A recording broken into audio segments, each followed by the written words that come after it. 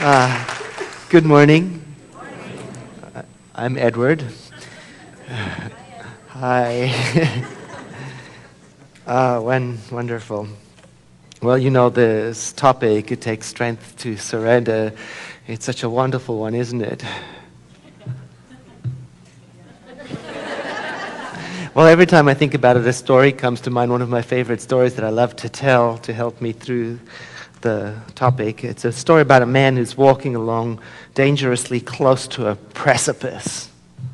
And of course, he trips and he falls right over the side. And there he is, flailing about, and he just manages, as he falls, to grab out and cling onto a branch that's sticking out. And there it is, and he's hanging onto it and holding tightly to it lest he fall to his death. And as he hangs, he hears footsteps above.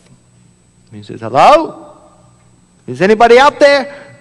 And a beautiful voice says, "Yes." And the man cries, "Well, who is it?" And the voice says, "Why, it's God." And the man says, "Oh, okay, are you sure?" And the voice says, "Yes, quite sure." And the man says, somewhat hysterically, "Well, help me then." And the voice says, "Do you have faith?" And the man says, "Yes." And the voice says, "Do you believe I can help you?" And the man says, "Yes." And the voice says, "Then let go of the branch." And the man shouts out, "Is there anyone else up there?"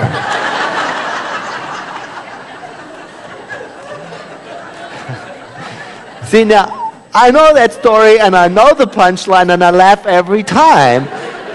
Because it's my story. Isn't it your story? It's like, oh, God, I know that story. I find it very comforting to talk about there is this power of goodness in the world that's in and through me. It knows only my good, and it has my best interest at heart. And I still don't want to let go of the branch. I mean, I really think I can say I believe that there is one mind, the mind of God, the intelligence of the universe that holds us all within us. And we move and breathe and we exist within this intelligence. We're home there. And I still don't want to let go of the branch. Because some part of me knows that while my strength lasts, I will live.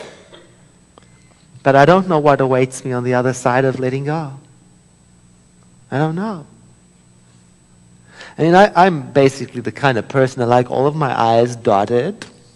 I like all of my T's neatly crossed.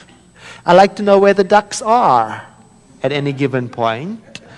And I'm the sort of person who tries the water before I dive in, and I want some kind of written guarantee that the water is going to be deep enough to catch me when I dive in, but not too deep to harm me. But I'm finding that this is not the way of life. It's not the way of growth. It's not the way of transformation. It's not the way of personal freedom. It's not the way of anything. I'm finding that I can't have both. I can't want total transformation, newness, renewal, and at the same time only hang out in what is comfortable. Only deal with what I've done before. Only work with what I already know. Because then I just get more of the same. Everything repeats. And that's like holding onto a branch that I know. The founder of this faith tradition, Ernest Holmes, he wrote these words. I think he was addressing this topic when he said, "It is possible that you have been using the power of your mind to produce the very limitation from which you wish to extricate yourself." I know what he means. Do you know what he means? Because I know what he means, because sometimes I use my mind to hold onto branches. Telling myself in my mind it's safer to hold on, even though it's painful. I tell myself, better hold on, even though it hurts. And I see then as a result of that how sometimes I stay where I are, almost as if I prefer the comfort of the exhausting familiar pain of hanging on over the fear of letting go. It's kind of interesting. I mean, I have hung on to some interesting branches.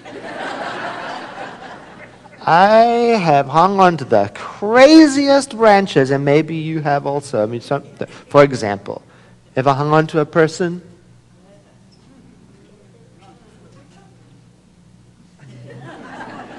Or ever hung on to a behavior you know is not good for you? No, you shouldn't do it. You know it doesn't